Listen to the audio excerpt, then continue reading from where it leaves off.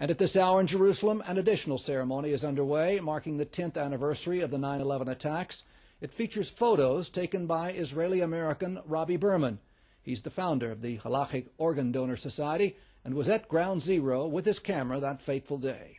I spoke with him ahead of today's ceremony.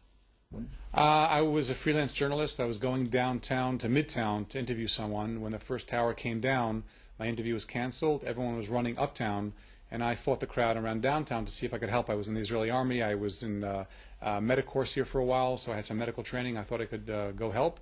And when I got down there, the second tower came down right when I was there. So I kind of got caught in that black cloud and the white cloud.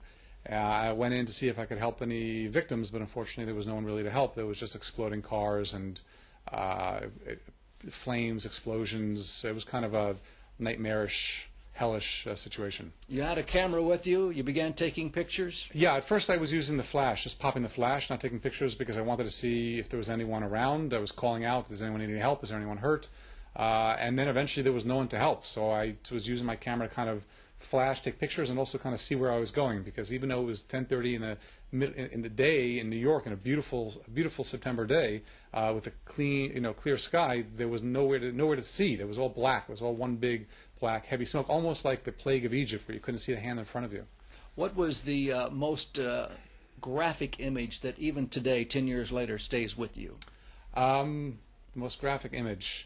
Unfortunately, there was a car in the middle of the street. Most cars that were on fire and exploding were parked, but there was one car in the middle of the street in the intersection with the doors closed. I don't want to go into details, but that stays with me. The smell stays with me, and also the sense of being alone.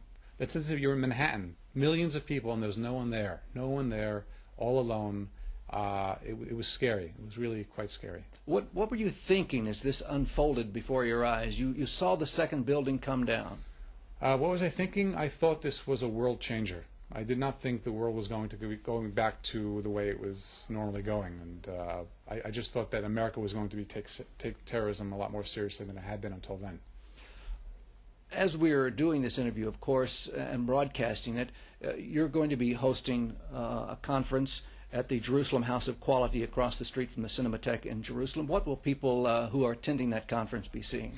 We have an exhibit there of the best shots that I chose from 600 photos, shots that no one else has. I mean, there was an explosion over my head, so I took a picture and then crouched down, and all the stuff came down on top of me. You'll see pictures of the devastation. The Prime Minister, the American ambassador is coming, dignitaries are coming, and hopefully we can commemorate their deaths. I mean, 3,000 Americans, almost 3,000 Americans died in one day in the morning, and it's a horror, real tragedy. Well, for our international audience and our local audience who did not attend the ceremony, how can they view your pictures and read your personal account? If you go to the website www.globali.org/ground zero, you can see the pictures there. For me, it had a big impact, in which I was a journalist at the time, and a journalist and a photojournalist. But I left journalism after September 11th. I wanted to do something, although journalism is definitely an admirable profession, I wanted to do something more meaningful and be more of a social activist.